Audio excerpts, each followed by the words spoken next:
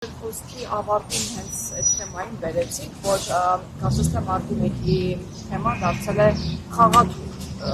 ամենօրյա ժամանակ, ասեմ, բայց նույն Նիկոլ Փաշինյանը ասում է, որ բացահայտված է մարտի 1-ը, արդեն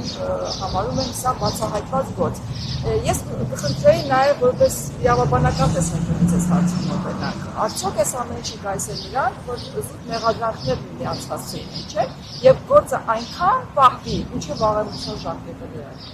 Ես ուզում եմ ասել, որ գործով ինչ որ հնարավոր էր անել, այս իշխանության ժամանակ արդեն արվել է, նոր բան իրենք չեն կարող անել։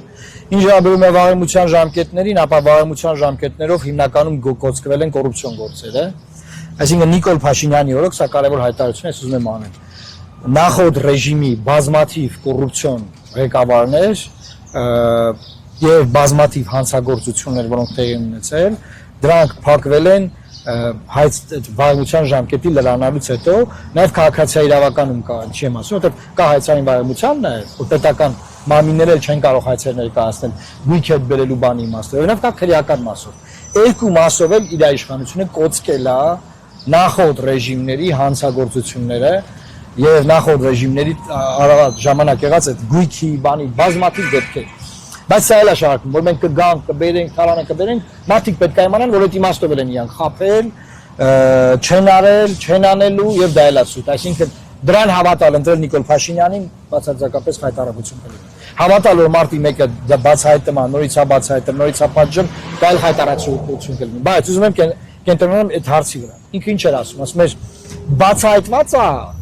բայց Քոչարյանը պետք է նստի։ Ես հումորային բան եմ արել, որ Գյուլաստատը իրան է փնտրում, որտեղ այդ ինչ հեքիաթ է պատմում։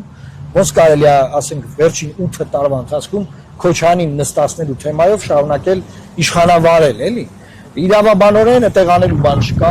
խաբում են, ոչ մեկ չի նստելու, ստում են, ուզում են վերընտրվեն, նորից էլի գնան պարլամենտում իրար հետ գնան գործողումների։ Ու տեղ խմեն քեֆ անեն, Ստրասբուրգ գնան, բան, այդ է եղել։ Վերջին 5 տարին տեսել ենք ինչ են արել։ Եվ նաև որ հումորային հաղորդումները սա կարևոր է։ Մարդ էր գրել կոմենտում, գրել էր պարոն Մարուկյան, որ ասա Քոչարյանը պետք է նստի, նկատի ունի պարլամենտում պետք է նստի։ Նկատի չունի բանտում։ Չի խափում ինքը, էլի պետք է նստի, բայց որտեղ։ Պարլամենտում պետք է նստի, կառավարությունում նստի, չգիտենք։ Չէ՞ մենք միտեղ պետք է նստի, դա է իր ասած։ Իսկ գործը ինքնին վաղեմության ժամկետի թե այս գործերը չի։ Ես սպეციფიკայից եմ հիմա հիշողությունս բանանում, բայց ես որքանը որ իրազեկված եմ, գործով ոչ մի նոր բան իրենք այլևս չեն կարող անել, ինչ որ կա արել են, շարքել են բան են արել։ Այս նույն պատմությունը ունենք հոկտեմբերի 27-ի մասով, որ մեռան շահարկելով, մեռան այդ արյան վրա անդադար կարիերաներ անելով։ Այդ կարիերաների անողներից մեկը Քոչարյան Անդրանիկն է, մարտի 1-ով էլի Քոչարյան Անդրանիկն է, մի հրաման էր, թե գախնի այդ հրամանով այնքան խոսած եկավ դառավ պատգամավոր Պաշտպանության հանձնաժողովի նախագահ։ Հետո ինչքան խոսացի Մայլ Ապիլյան պատերազմով այդ պաշտոնը պահեց։ Հիմա էլ խոսած 44 օրյա պատերազմով, այն էլ արդեն այդ զեկույցը ոչ հրապարակում են, ոչ բան պաշտոնը դե բնականաբար էլ չի պահում։ Մի ամբողջ բան, կարիերա, մի ամբողջ կյանք մարդը վայելեց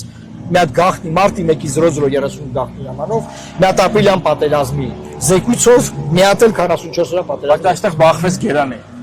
Այստեղ բախվեց Գերանի, որովհետև նախ այդ զեկույցը մի բան չի հրապարակեն, բայց այնքան չեն ուզում պատերազմի թեման քննարկվի, որովհետև չթողեցին հրապարակել։ Այդ զեկույցով իրենք արդարացնում են իրենց միայն։